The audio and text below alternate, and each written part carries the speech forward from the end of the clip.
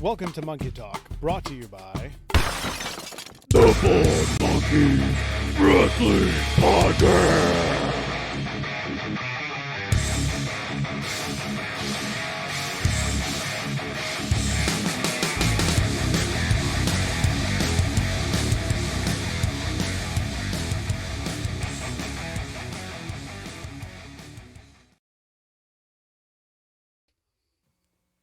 We are live. Good evening, everybody. Welcome to another episode of the Bald Monkeys Wrestling Podcast. It is Thursday night live. I am here, Christopher's here, and we have another special guest tonight. I hope you all have your tickets to get in, because if you don't, you ain't getting past the gate to get into Suplex Island, because tonight we have the Suplex Assassin. He is Mr. Alex Kane. Welcome, sir, to the show. What's up, guys? How you doing? Very good. That was a great intro. That was a great intro. Thank you. Every time someone says that to me, it just makes me feel good inside that, like, oh, I did that pretty well. Well, thank you. This is so he's working. So obviously the captain is stuck up in the north. He cannot get down for some of these events that we're sponsoring. We're hoping that this time is spent well while he trains to be the hype man for one of these classic action matches. We hope that eventually we can get him down to Tyrone, and maybe we could put a mic in his hands and just let him be somebody's hype man. That would be the most. You can be my hype man. Yes. Oh, you can be Sign my him hype up. man. Signed Love up. it. I love it. I love it. Signed up. It would be the greatest thing in the entire world just to do that one time. That's I would love it. Matt, it's been signed. It's over. So at some point when we get him down south, Alex Kane has a hype man. Done. Sponsorship dibs, like I call all the time. So, all right, let's get to it. We got some people hanging out. We got some things to talk about. We got some past things to talk about. We got some future things to talk about. But we want to start with your beginning, Alex, and we want to start before wrestling. We want to start when you were just a little suplex assassin. When you were just little Alex Kane growing up. What was that little suplex assassin like growing up? Well, the little suplex assassin. I guess I can start from birth. I was born preemie, about like 2 pounds 9 ounces. I was supposed to be born in December. I actually have a twin. We're fraternal though, so there's no comparison there. He's actually much bigger than I am. Growing up, I was kind of like my mom. She was a little overprotective, and like as a kid, I couldn't understand like why she wouldn't let me like do the things that my brothers would do. But like now, as an adult, I can see why. Like I can see like how I was born, all the complications that I had, or whatever. So that's why she was so protective. But yeah, I've got a twin. I've got 2 other brothers and a sister. So there was always like roughhousing and wrestling around. My dad actually used to let us wrestle in the living room. And my brothers, they were just like, okay, it's just something to do. For me, it was like, let me go. I think I had WWF Warzone. I'd put that on, and then I'd go to the little creation suite and find like the music or whatever. I'd cut the sleeve off of a shirt and cut holes into it and put it over my face.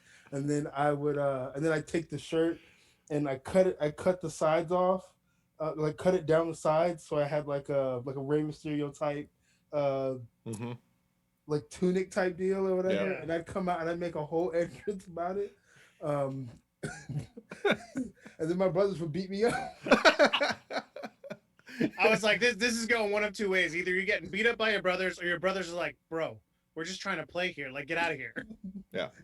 All that just to get beat up. Yeah. Whole entrance, music, everything. What was mom saying about you cutting up those shirts? Man, she was. I got whooped for it every now and again. But she understood like wrestling was like kind of like my escape. It was my passion. So she kind of let it slide. So you mentioned Mysterio, so I got to jump all over that. Was that your guy growing up, or was that just one of the many people that stood out to you? That was one of the many people. Like for I guess starting off with like wrestling, I didn't necessarily get into the wrestling itself first.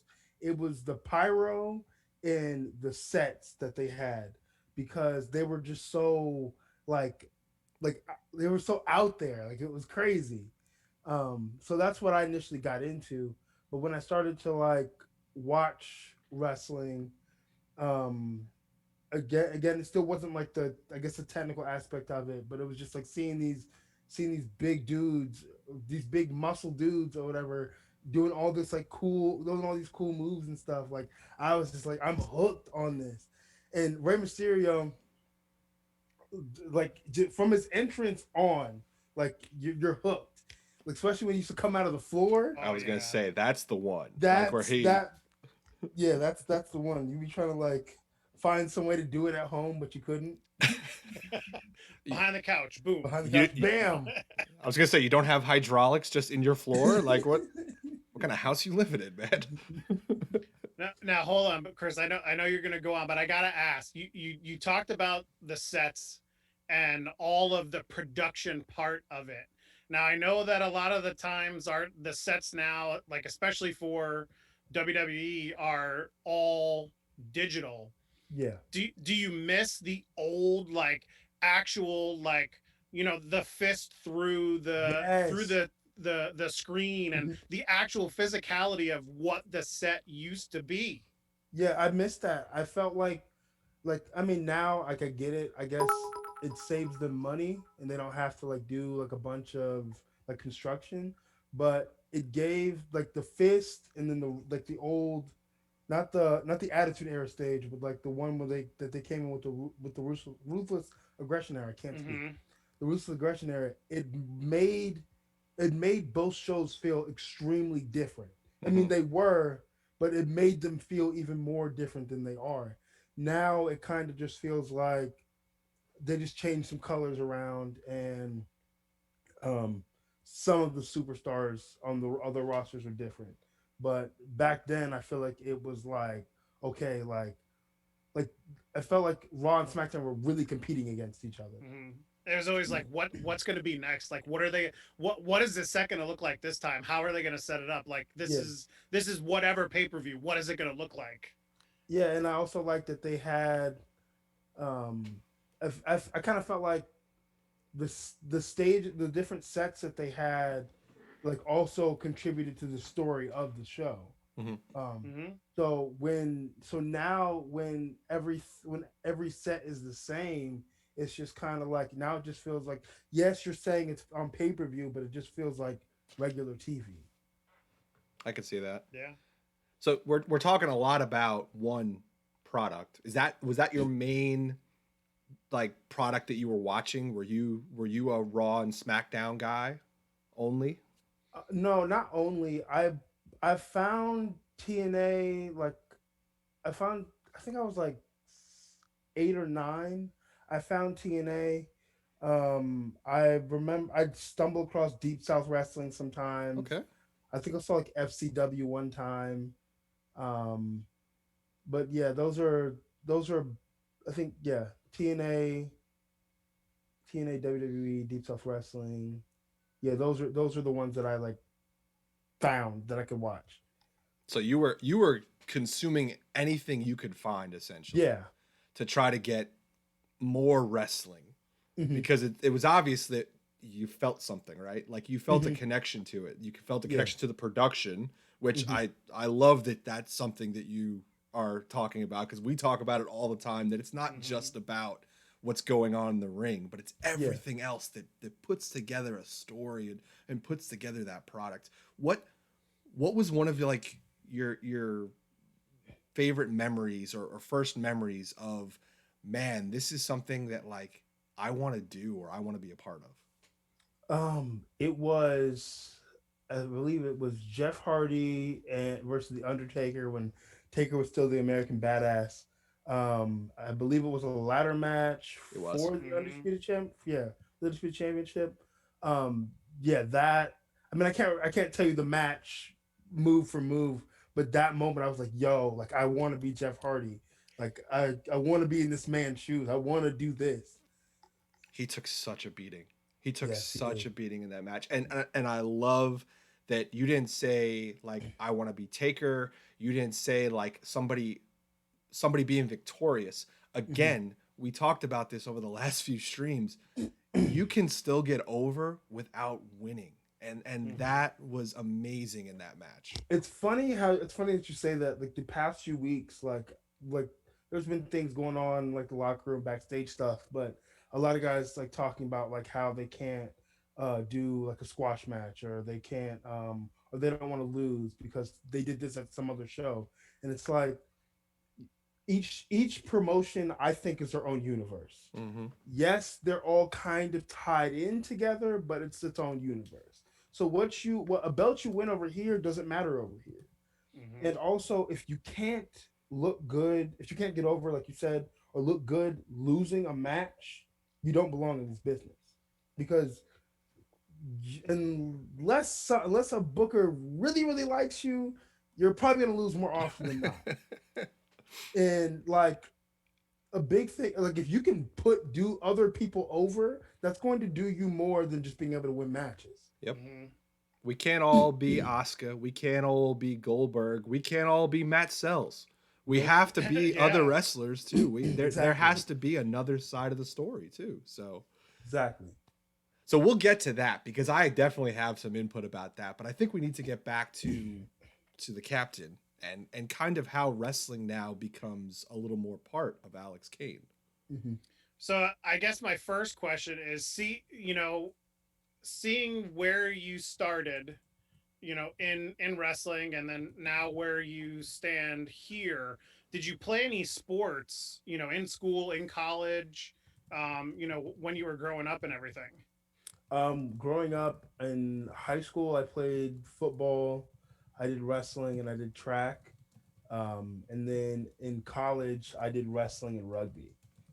I actually my to start kicking off my college career, because I mean I wasn't like I didn't well I was it wasn't I wasn't I didn't go to college on like a scholarship or anything.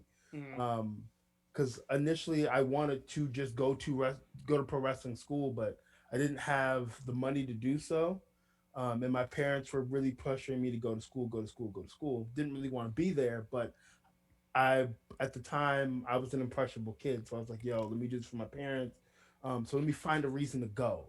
Mm-hmm. So was I was a some people from my high school would say I was better than I thought I was. Um, I because in high school I just didn't have the confidence.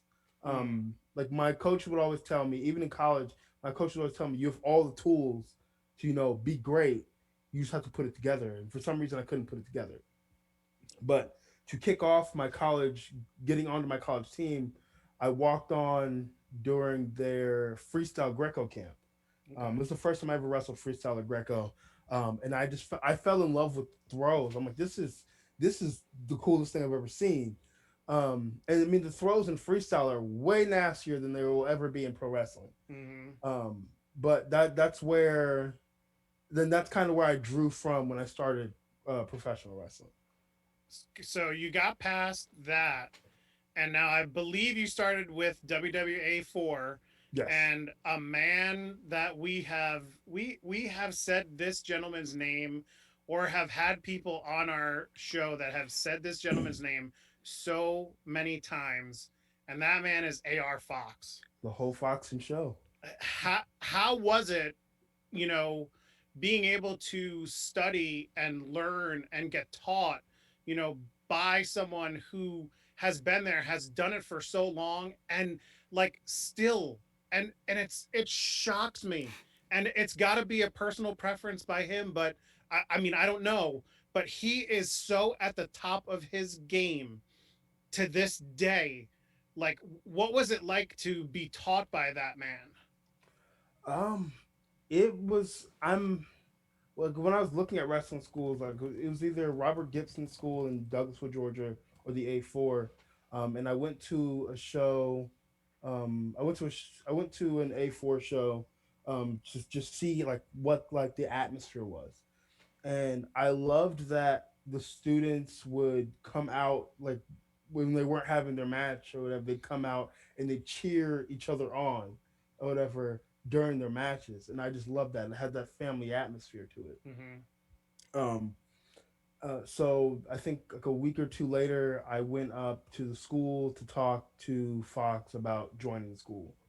And like when I initially like I can always remember this. When I walked in the door and there was a girl in the lobby, and I was like, hey, like I want to join the school. Did you? She was like, did you talk to Fox? I'm like, who's Fox? And then I see this like ripped dude walk through the door, and it was one of those like I kind of got like goosebumps because like you can feel a person's presence. Oh yeah. If they have presence, you can feel it. But he was like the most humble, coolest dude ever. Um, but to yeah, definitely to learn from him. Um, he's he can break down wrestling in a way that literally anybody from where no matter what the no matter what your uh experience level is, he can break it down in a way to where you anybody can understand it. That's awesome. And he's not like super aggressive about it. He's not gonna yell at you about it.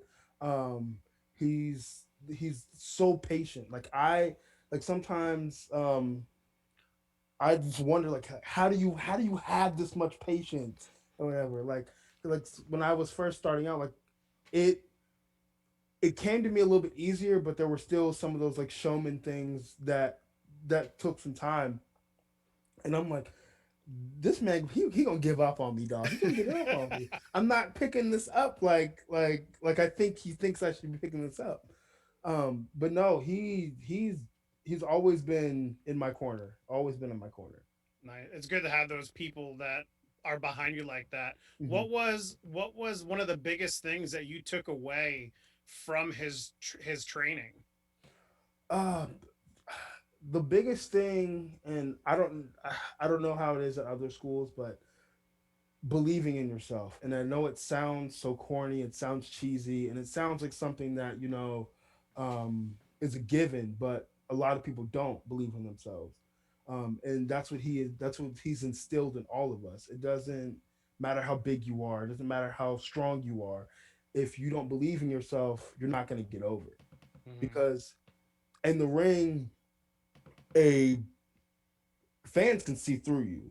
So if you're not your authentic self, they can see through right through that.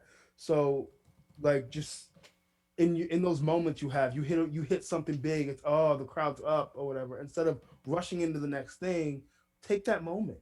Look cool, stand Yeah. up, put your hands up. Like yeah, I'm that guy. Um so I think being a showman is really something he's instilled in all of us. And Yeah. being a good wrestling psychologist. That's also a huge thing. That's one thing we've heard a couple of people say is this his the psychology aspect of what he can teach you sometimes is the biggest part Hmm. of your whole encompassing character. Yeah, because he tells us all the time the moves don't matter, and when you like at first you're like, what do you mean? Like that's what we do. But when you really sit down and think about professional wrestling, no, unless the move was just something wild, no one really remembers that. People remember Mm-hmm. nobody remembers the spots. They remember the moments. So when you're putting together these masterpieces, like you have to think. He always tells us to think as in, if we're in a bar fight, what would you do in a bar fight? One of Run. the yeah, Just yeah, kidding. yeah. So one thing that I hear all the time is so when the guy's in the corner, if you were in a bar fight and someone pushed you back into the bar, are you gonna put your hands on the bar? No, you're gonna put your hands up or try to defend yourself. So when you get whipped to a corner, you don't want to have your hands on the ropes like this because then you look stupid and you're just Mm-hmm. running in it. You're just looking at the offense. Bam, I took it. Um, Yeah.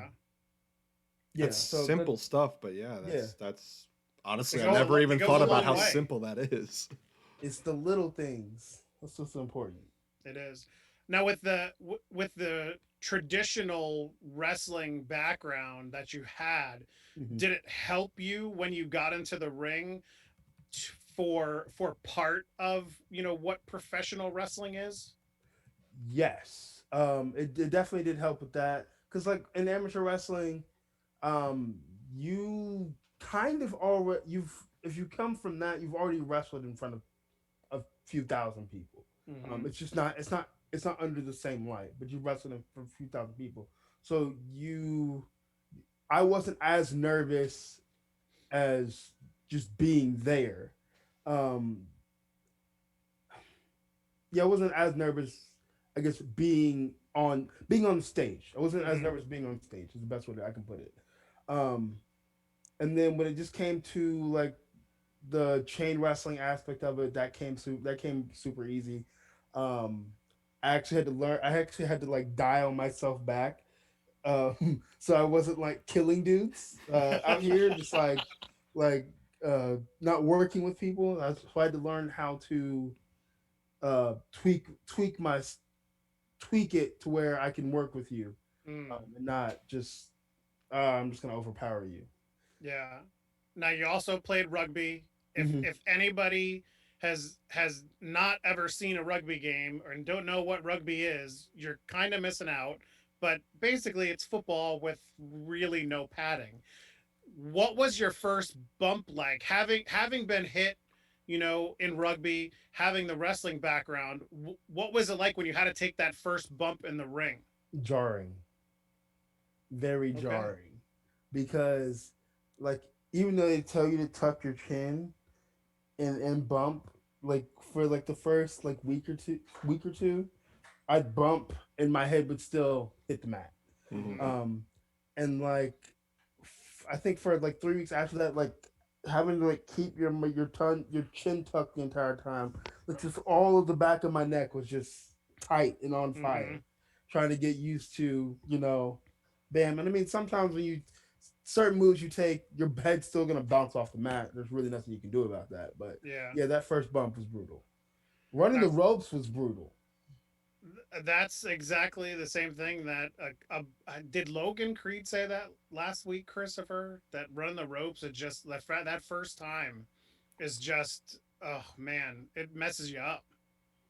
Yeah, it's not fun. Like it's like when you're a kid, you think it's like just like rubber bands or whatever. You're just hitting them. No, no, That no. Yeah, exactly. That's what I always thought it was. I was like, oh yeah, no problem. That looks like fun. Nope. After talking to so many wrestlers, I'm just like, nope, don't ever want to do it. Well, and I want to do it once at least. No, it's steel running and hitting steel cables and hitting them hard. Because if you don't hit them hard enough, you look stupid. Mm-hmm. Um, and it doesn't give you the momentum that you need to do what you need to do. Yeah. So you gotta hit them hard. I know Steve Austin used to always say that. Like he hated when guys didn't hit the rope. Like hit them things. Hmm. Well, Action Wrestling has another show coming up. It's another double header. We have the No Easy Way Out portion of the show, and then we have your portion of the show, which is Eyes on the Throne, February 12th, Tyrone, Georgia. For the first time, Action Wrestling is going to be live on IWTV. If you don't have your subscription, go get it. There's a 5-day free trial. You can use code ACTION to get that. We've now got our contractual obligations with Action out of the way. You're welcome, Matt. But I want to hear, you have a match against a gentleman that I have watched a number of his matches. I watched a couple of more today, and his name is Chase Holiday. He has a very good package put together for himself inside the ring. It's a weird way of How saying that, man. I know This came off I, really creepy. I hey, we talk about the total package. Come on. How could you forget Lex Luger? But we talk about that package, and Chase Holiday has he's got something to himself. Mhm. Now, Mr. Kane, how are you going to take on this match against Mr. Holiday? I've watched some of his stuff. I'm definitely going to have to. I'm definitely have to go to the wrestling, the mat wrestling aspect of it first. I can feel. I'm not. Yes, I'm not going to try to throw him off rip. I'm definitely going to try to wrestle him, tire him out a little bit. Um, maybe I do something I don't normally do. Maybe I work a limb. Maybe get a little limb action going. But I'm definitely going to do everything in my power to get to tossing him and taking his spine. And, I'm safe on the other side of the screen, so I could say this. Mhm. You're on a bit of a losing streak when it comes to action wrestling. Now we kind of talked about the idea that that's okay. You Mhm. could still have a great match. You could still get over and lose. That happens. But you're on a bit of a slide right now. A great match with Dom Guarini, an amazing Titans match with Logan Creed. He called you the suplex dick, and you did suplex him. I think it was. Did we count? Did we get to 9? I think in that match. I Yeah, I think it think was it was 8 or 9. 9. So, do we need to get to double digits against Chase Holiday? Is that the goal at this point? Yes, I'm going for double digits. All I'm right. definitely Okay. going for double Good. That's digits. what I like to hear. Yes.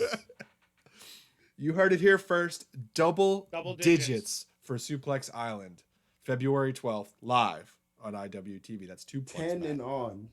10 10 and and up. on. And it's amazing to watch you work in the ring, man. It's fun to watch you not only get all these different suplexes off and not only work with a bigger guy, a smaller guy. I mean, you've worked a few different size guys Mhm. in the ring. Hmm. Is there a preference there to who you get to work in the ring? Um, no, I mean, I think in the beginning, I was like, yeah, I would rather work with somebody smaller than me, um, just because it gives me like that monster aspect to the character. But I'm wrestling guys my size or even bigger than me is actually starting to grow on me because it's a new challenge. I may not get to hit as many suplexes, but I get to get creative with my moveset. Mm-hmm. So with that, what do you want to do next?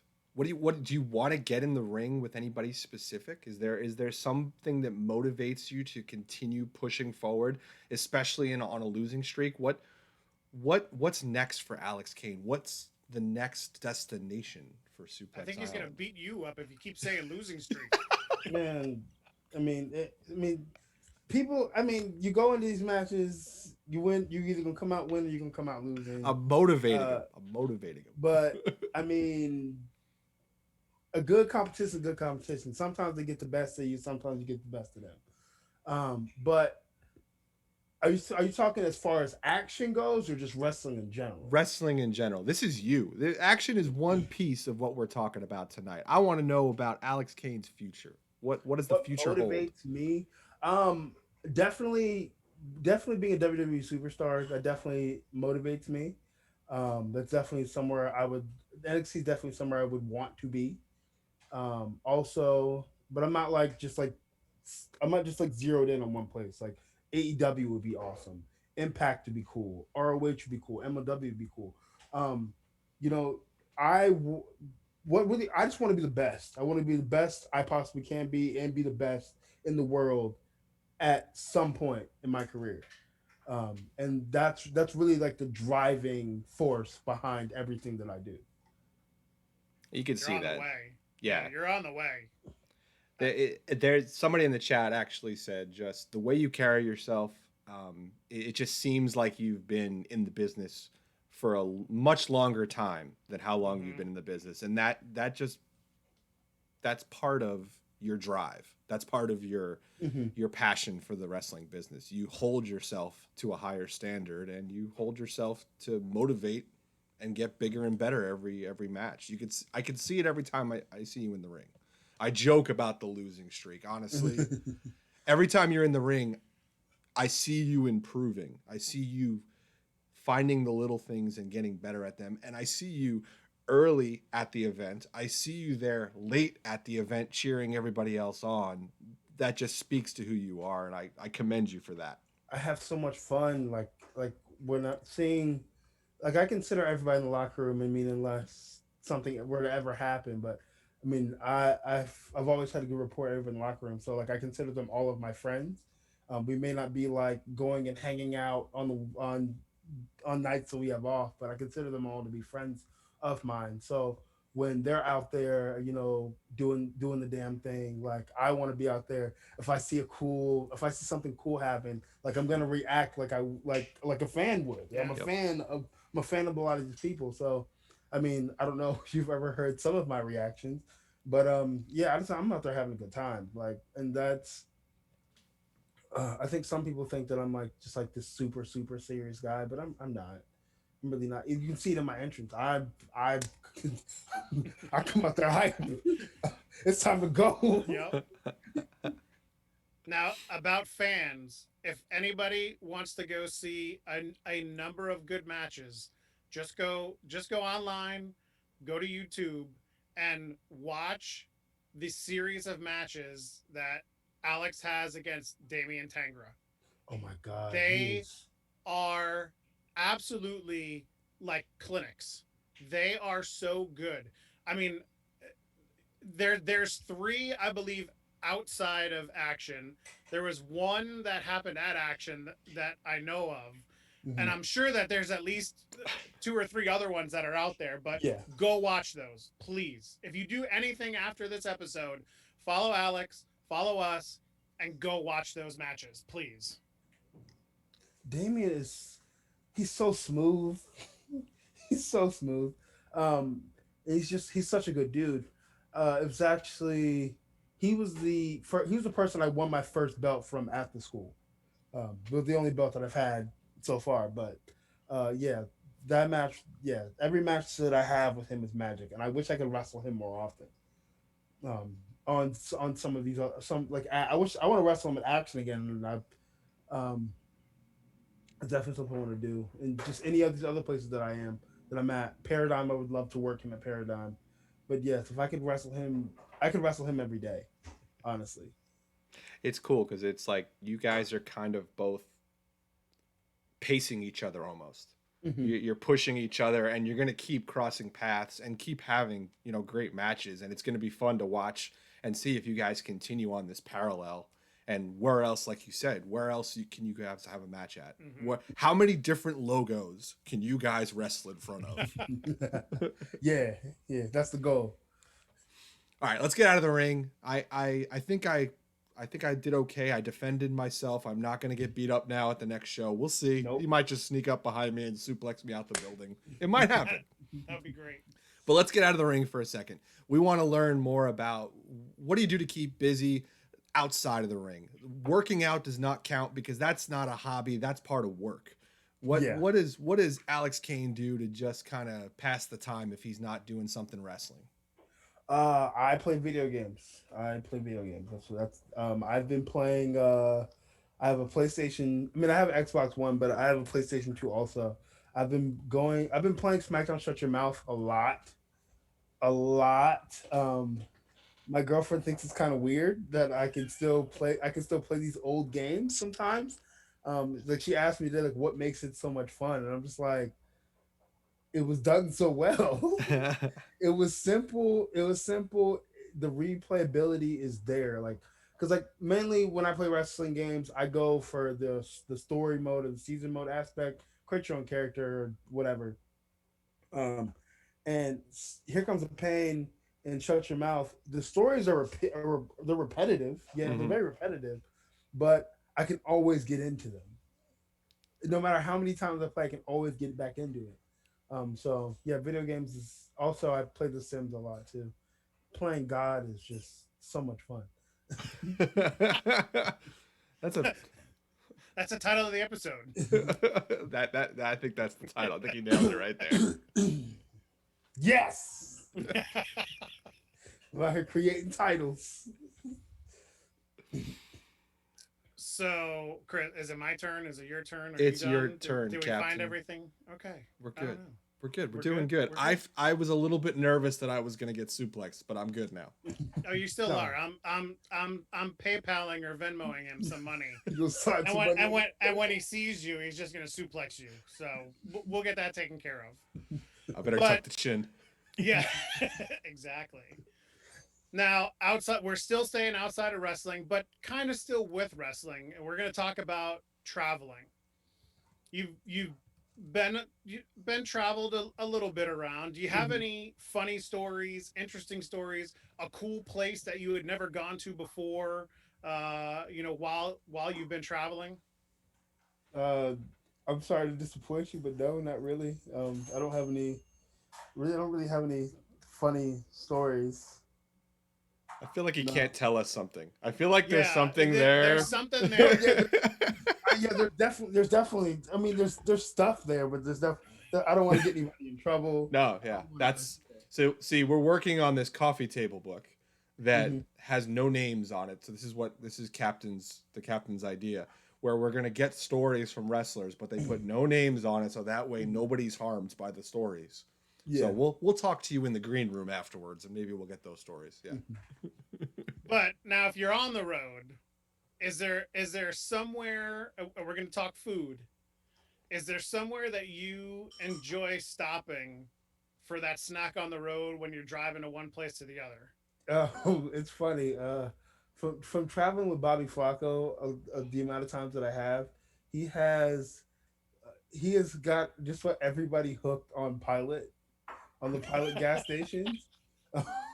It's either like if we probably won't stop at any other gas station other than Pilot. Loves is a close second. I was at a Pilot because we went to Florida Tuesday. But on the way back, I think Wednesday morning, we stopped at a Pilot, and they had these like waffle McGriddle things, um, and it sounds amazing. I can see it on your face, and it is amazing. Yeah. Oh, okay, good. It is amazing. I was waiting. It was I didn't know if it was gonna go south. Like, oh yeah, it sounds good, but it was terrible. I also like beef jerky on the road. Nice protein. Um, Are you a flavored beef jerky guy or just the plain beef jerky? I like normally either original or like teriyaki. Ah, I teriyaki. used to be into the peppered, but like it's not. I don't know. It's just not as good to me anymore. Ugh. These are the hard hitting questions here. I'm telling you. Yeah. um, and I also like gummy candy, like lifesavers or like any kind of like gummy bear. Like those are definitely Sour definitely. Patch Kids. Yeah. Nice. All right. We're at the favorites. We've listened. We tried to pay attention. Now, there's some things that I just knew I was going to ask. So I'm going to start right there. I'm going to start with an easy one. If you take my favorites question that I have written down, Christopher, I'm gonna suplex you. I hope I do. I don't know if I will. We'll see. We'll see what happens. But we're on Hit him with the suplex. dragon suplex. Well, speaking of the type of suplex, I need to understand. It is his question. What is your favorite suplex to give someone? There it is. There's the question. Nailed Right it. there. My favorite suplex to hit is the X-plex or the crash landing suplex. It's the release suplex. Pete Dunne does it. I don't know if he just still does it, but he does. But I mean, I guess he used to do it a lot. That's my favorite one, and I think that's one of the favorites of people that I've wrestled to take. I mean, I've never taken it myself because you know when suplexing me, nobody. But I think Dom yeah, might have suplexed you once. I don't know. I think I yeah, but I know sold it, so It's the truth. Go check. You can go see it. Yeah. so it doesn't count. But yeah, that's my favorite one. Is that people probably think it was like the German suplex? I'm like, no, it's not. Is that a hard one to do because it's a release? Is that harder to do, easier to do? Is that another question for your child? Hardest to perform. That was my other question. Actually, it's not the hardest to perform. It's pretty easy, because you're really just here and then throwing their neck forward. So that one's not the hardest. The hardest one to get into is my finisher, because it's kind of like like you hook the head and the arm or whatever. It's like, okay, this is kind of cool, and then it's like a split decision deciding which leg I'm gonna grab sometimes, um, because with some people, if they have like a bigger belly, I can't go for the far leg because I'm not gonna be able to be secure. So to go for the leg closest to me, but that's probably the hardest one to do. Okay. I could not believe, like, I had written that question down. I knew I was gonna ask that, and I like just went on and I researched, and god damn, there are so many flippin' types of suplexes. Like, it's ridiculous. It is ridiculous if you look at how many, and the different, there's got to be at least, I would say, between all the different types, like Mhm. 35 different suplexes at least. Yeah, It's crazy. I Do, don't like them all, but do yeah, you have there's a lot. like a goal going into a match? Like, I'm gonna use this many suplexes going into this match. I'm gonna try to do at least 3 or 4 different ones. Yeah. That's always my goal going in. Like for the Chase Holiday match, I'm definitely hitting 10, but 10 different ones or just 10 different ones. oh Not- hey now. Oh, that's awesome. Yeah, I'm gonna try. I'm gonna do some research. I mean, I have a lot of them written down. Um, but I'm gonna try to hit 10 different ones. If not, I'll hit a few of. I'll hit. It'll probably be. It'll be the go-to as a German suplex. I'll probably hit a few of those just to knock off some numbers. Um, but yeah, I've been watching like a lot of stuff like in Japan. The ladies are really good. On that. I mean, I don't know any specific names, but just like watching suplex videos, like they're super creative about it. Hmm. Really cool. So I'm gonna start utilizing some of those. All right, so we talked a little bit about your video game addiction, and it Mhm. sounds like you're more of a vintage video game guy. Do you have a favorite video game system? I've I'm gonna probably have to say the Xbox family. Because I was the original Xbox was the first console I ever owned. I actually had to share it with my younger brother. That was a weird time, such a weird time. But yeah, I think the Xbox is probably my favorite. Okay. So this question's coming from the chat. So Mhm. we need to know who's your favorite promoter to work with? My Is favorite. Matt in there? Is he trying to get like dibs on this or something? What's going on? It's somebody in the Um, chat. I don't know. I just reading the My question favorite out. promoter. Actually, it's between Matt and Cam Adams. Okay. Tie for Yeah, first. That's not bad. yeah. They're No. they're my two favorites. By the way, Matt says he's not here.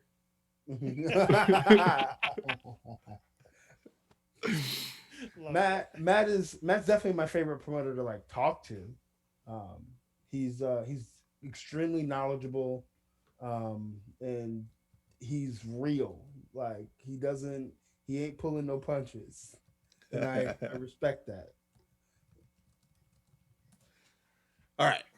Let's see what else we got here. Let's do something a little bit different. I've done this one once before.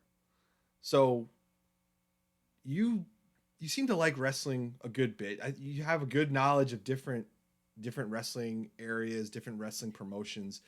Do you have a favorite title, championship title? And that it doesn't have to be the world title of anybody. It could be one of the mid Oh, card my titles. favorite championship is I think it was the Ruthless Aggression era Intercontinental Championship, the Oh, he's oval on top. one. Listen, he's like right on top of this. Yes, He's the like, oval- yes. The oval one. That's my favorite belt. That is my favorite belt. If I ever, if I ever won the Intercontinental Championship, and they were like, "Oh yeah, we're gonna let you pick a design," I'm like, we're going back to the old school. That's the Nice. one I want to carry. Awesome. So you have one of the best entrance songs I've heard in a long time.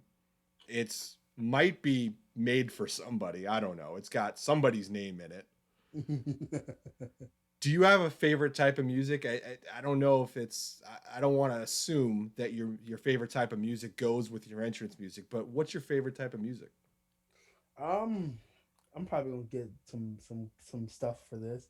Um, the We won't tell anybody. I don't even know what to call the genre, but like all of this like new age like hip hop rap music that adults hate so much, or Mm-hmm. that the older generation hates so much. That's the kind of music.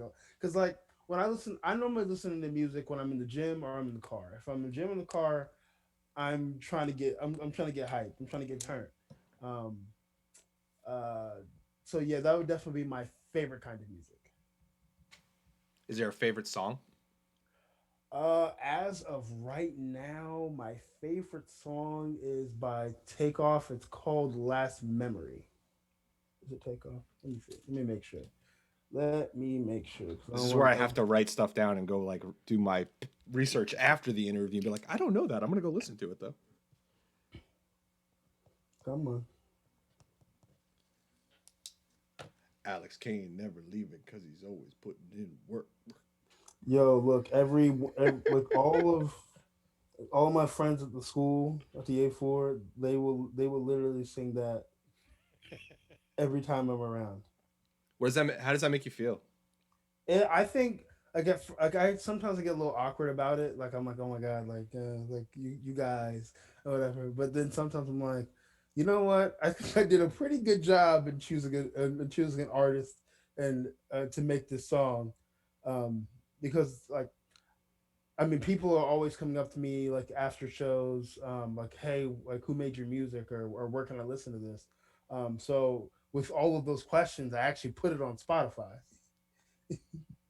I don't know if I'm making any money off of it, but I put it on Spotify. Mm-hmm. That is you doing your theme. No, no, no, no, no, no, Okay. no, no, no, no, no. Well, the only reason I ask is because when I looked, I brought it up in Apple or something, and it literally says that you are singing your entrance theme, and I was like, So, I gotta ask him about that. so the artist that made my song, his name is Lacey the Great. Um, he so I guess I'll give you the story. So at the school, we would just use like something off of like YouTube or whatever, and for some reason, I was using the song "Win" by J Rock, and like it was the dopest song ever. I love that song, and if I ever had to not couldn't use my song, I'd use that. But for every time I came out, it like something with the electrical would always mess up, or it wouldn't play. So this is awkward. I'm like, well, dang, this is weird. Okay, it kind of threw me off. So he approached me. He was like, "Yo, I can make you a song." And I was like, "Well, how much?" For me, he was like, "I'm a fan of you, so like I'm not gonna charge you anything." So um the song that I use now is not actually the first song that he made. I have another song. It's a little bit slower of a tempo. I'm thinking about starting to use it where places where I'm a heel, because it's kind of hard to get heat with such a dope song. Yeah. Um so he made that song. I was like, yo, could you make me something like a little bit more like cool, or like something more in your style? Because I feel like the first song he was trying to do something that wasn't him. So then he made the song that I currently use now. Um, but yeah, I definitely am not rapping on that song. I was like, Spreading I mean, rumors. I spread no rumors whatsoever, except that I'm the greatest announcer or hype man in the land. I will go toe to toe with anybody. Yeah, I got my money's on you every time. Endorsed by Alex Kane. I love it. Thank you, sir. All right, it's cliche question time. All right. We're giving you a match. You get to pick your opponent. You get to pick the type of match, and you get to pick the location. Okay. Okay. What are we doing? What is Alex Kane? Who's he facing? I'm going to face Shelton Benjamin. Okay. No way. What type of match? I'm gonna go with a ladder match, but without the stipulation of having to climb up and grab a briefcase. Okay. So just the so- hardcore portion of Yeah, the fact that there's a hardcore ladder. portion. Yeah. Yeah. That. And what's the venue? The venue is Madison Square Garden. Of I mean, course. that seems to be a popular pick lately. Yeah. Of course. Yeah. Do Madison you Square. do you have a favorite? So MSG's, MSG's close to us. We're New Yorkers originally. Do you have an MSG memory? I haven't been asking this question. I want to start asking it. Is there an MSG memory from wrestling that you have? Well, and I don't know that you've been there, but I always like to ask if people remember a big moment in MSG, or just what MSG reminds them of when they think about it. I don't necessarily have like an MSG moment because I've never been there. Uh, I want to say they had a Royal Rumble there. Yes, they did. They did, and I believe it was John Cena returned. Yes, he did. Yes, he did. Yeah. That was cool. We might have been there. You might have Maybe. been. Might have been there. That moment was cool, and then like also coming back to like the set of everything, like how they constructed that, because like it's not the traditional where they can put like a big old stage and stuff or whatever. So they had I believe they had like doors, like big old digital They would just doors. turn. Yep. They would just turn. I hate that in the video game. It was just they kind of just like spread it the fuck out. That shit was lame.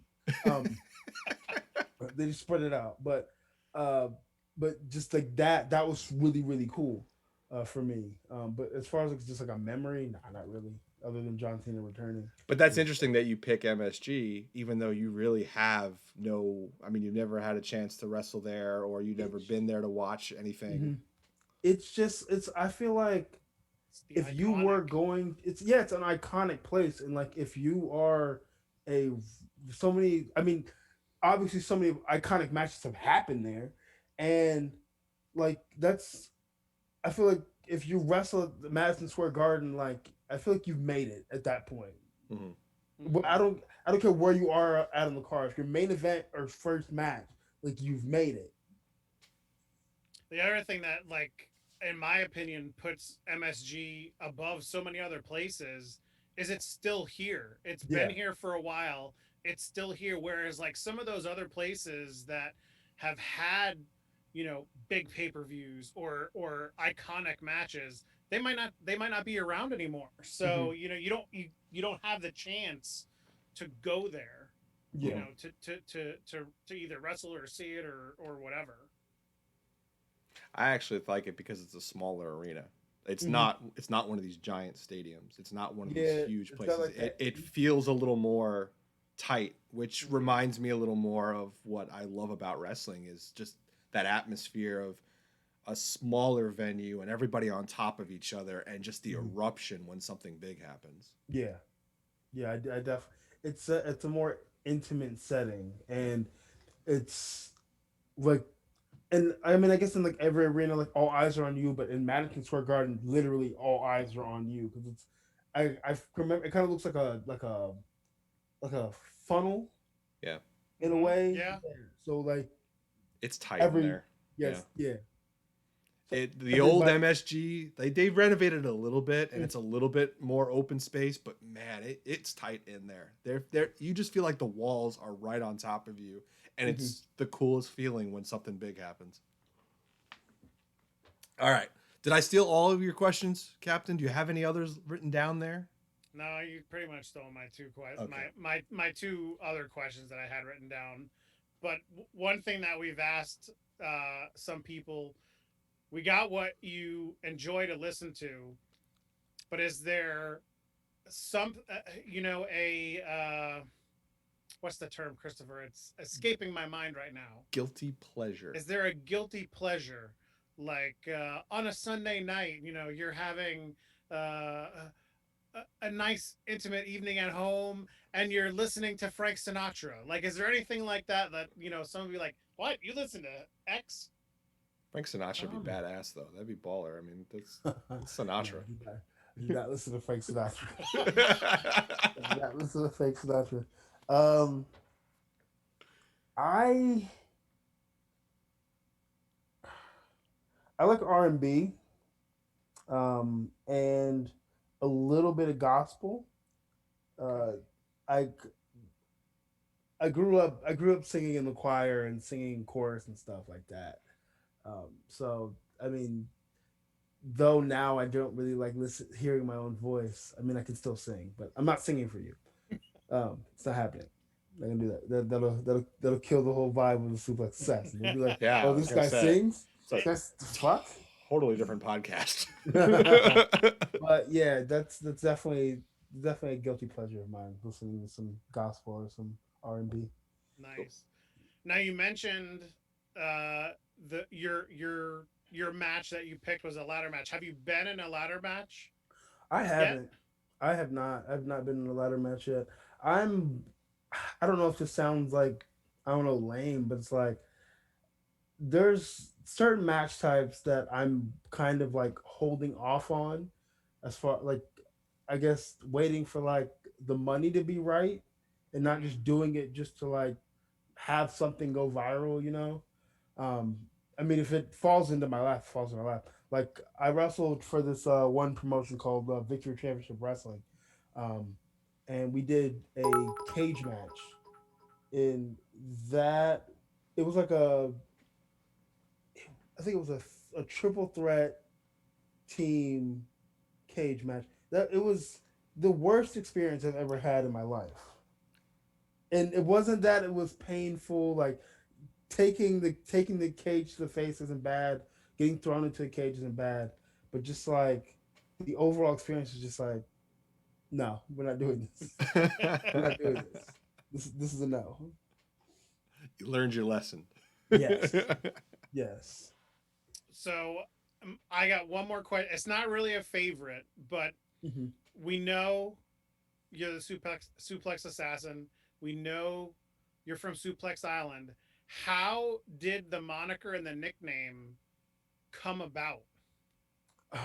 The moniker nickname came. The moniker was I've at when it. I guess when I first started like trying to put the character together and I was doing suplexes and stuff, like it was at first it was kind of like a Brock Lesnar like thing, um, but I was told I was too. At the time, I was told I was too small, which I was smaller than what I am now.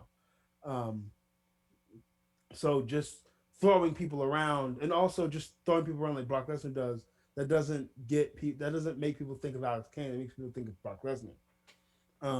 So I was also trying to come up with like a character and like a moniker to have, because I mean some people earn their monikers and some people just come up with them.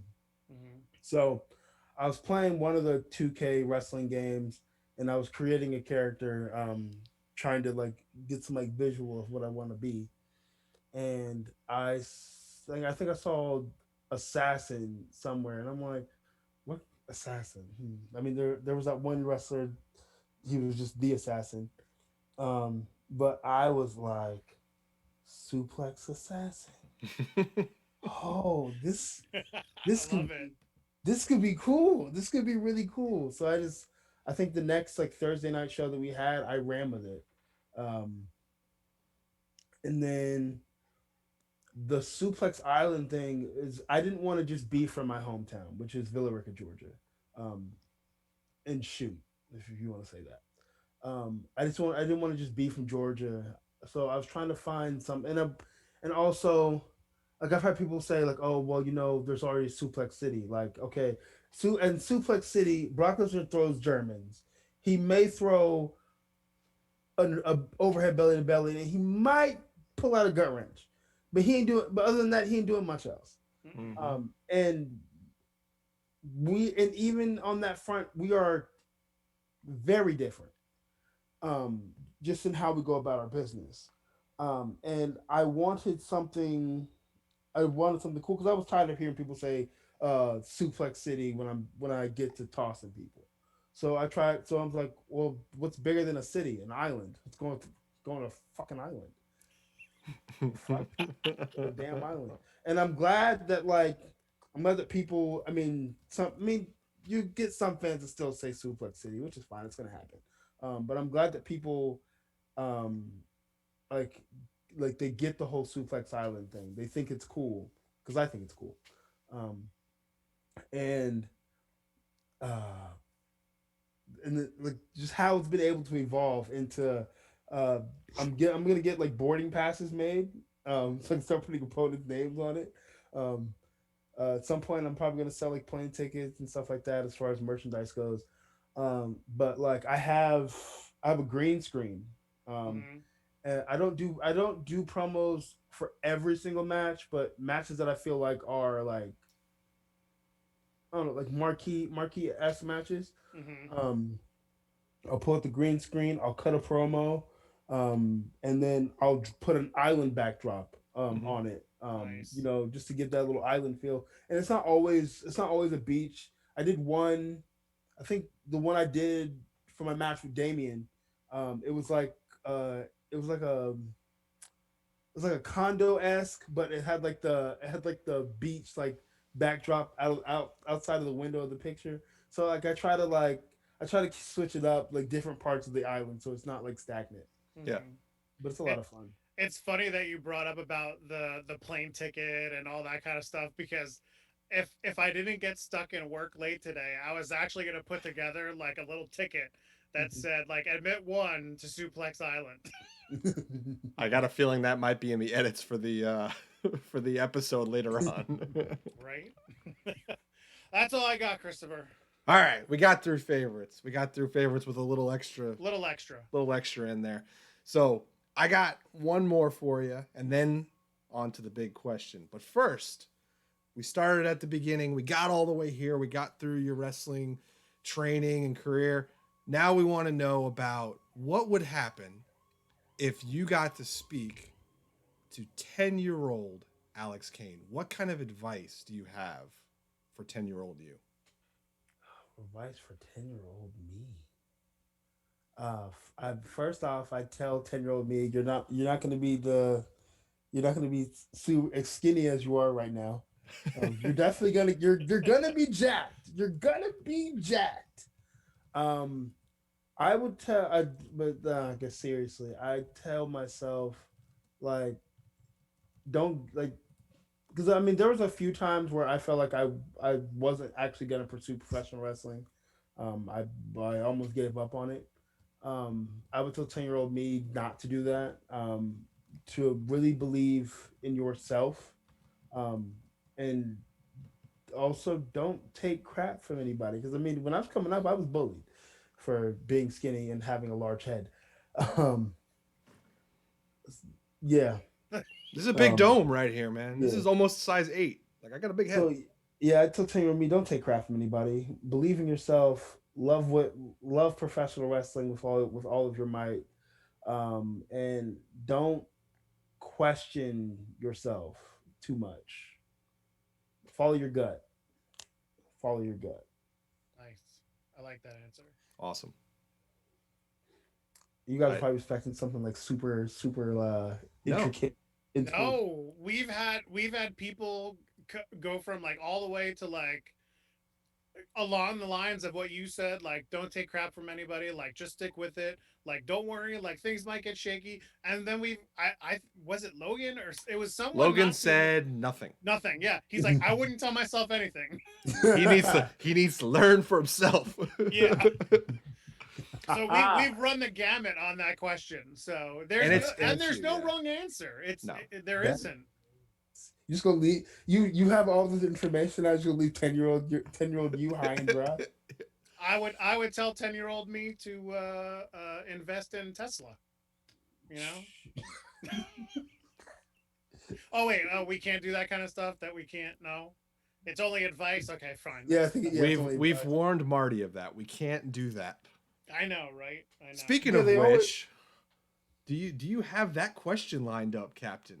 Oh, do I want to ask that question? Okay, I can ask that question. So, I'm sure that you have at least seen Back to the Future before, hmm and the DeLorean that can take you back in time.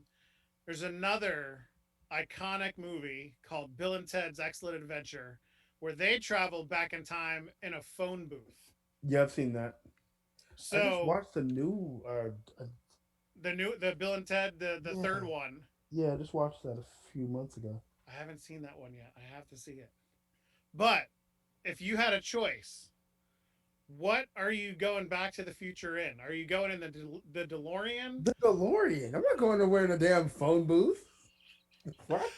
Take that, Captain. Whatever. I Whatever. want to drive with a dope car that takes me to different places throughout time.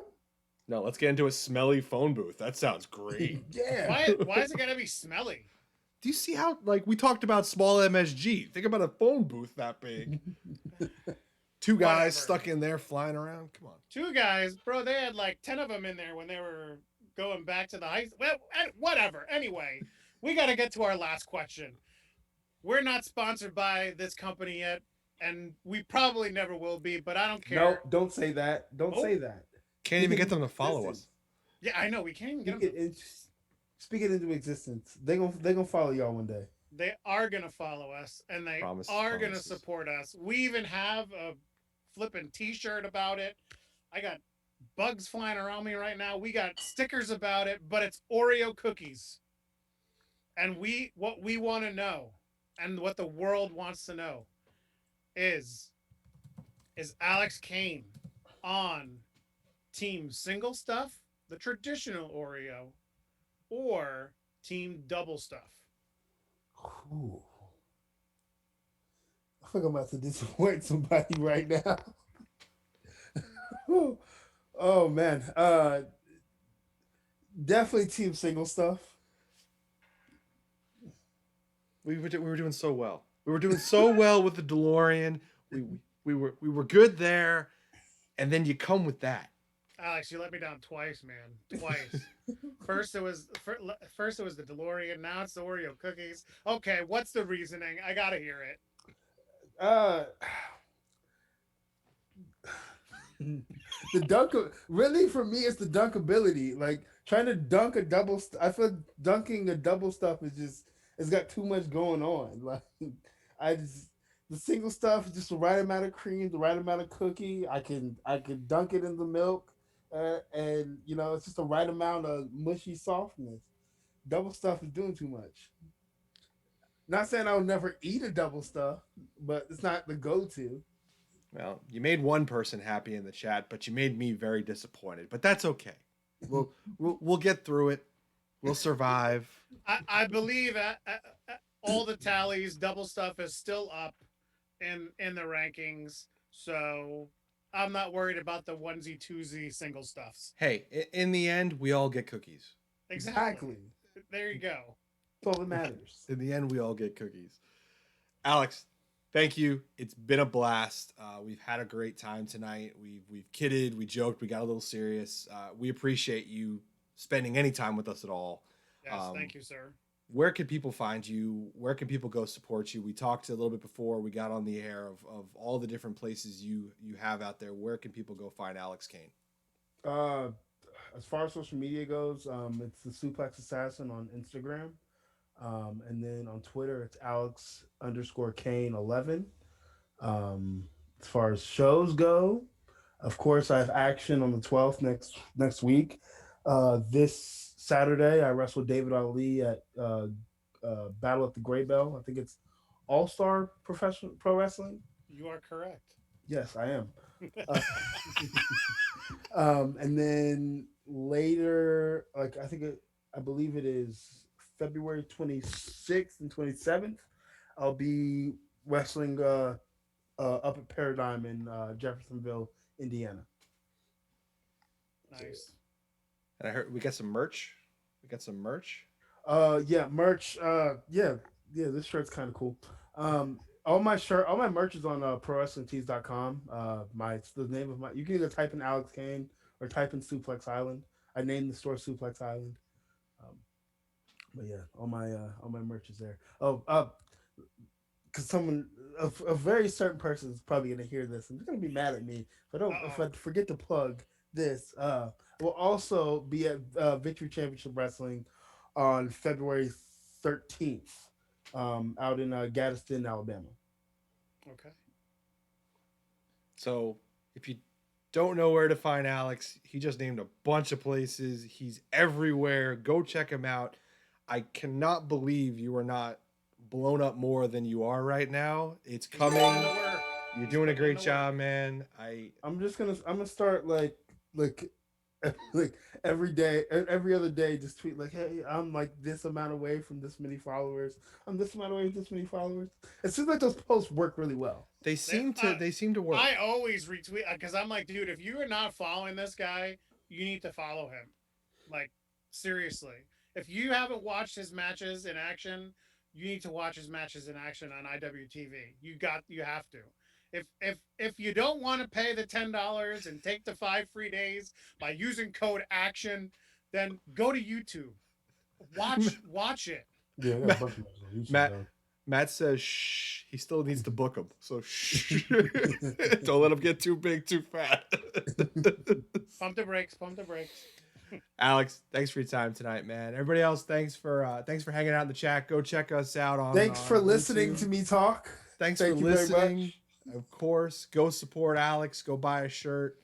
Go check out Action Wrestling. Remember, live February 12th from Tyrone, Georgia on IWTV. Action Wrestling has a double header.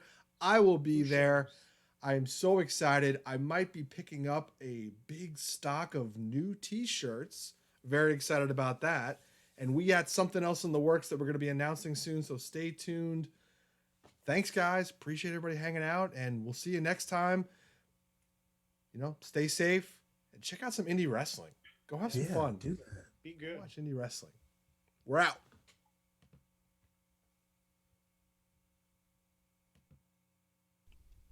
Visit iwtv.live today to watch these great Action Wrestling events, plus numerous other archive shows from Action and other great independent promotions. Use code ACTION for a free 5-day trial. Don't miss out. Don't forget to follow us on Twitter, Facebook, and Instagram at The Bald Monkeys. Watch us live on our new Twitch channel, twitch.tv/TheBaldMonkeys.